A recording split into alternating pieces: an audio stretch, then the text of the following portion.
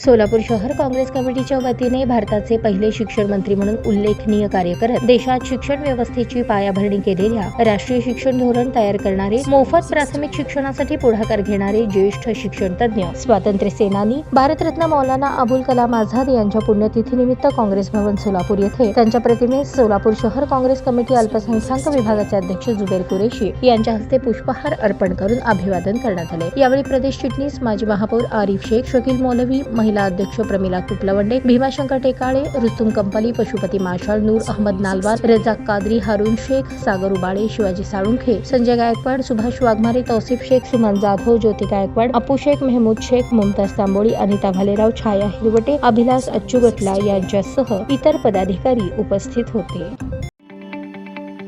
ताज्या बातम्या पाहण्यासाठी प्राईम महाराष्ट्र न्यूज चॅनलला सबस्क्राईब करा।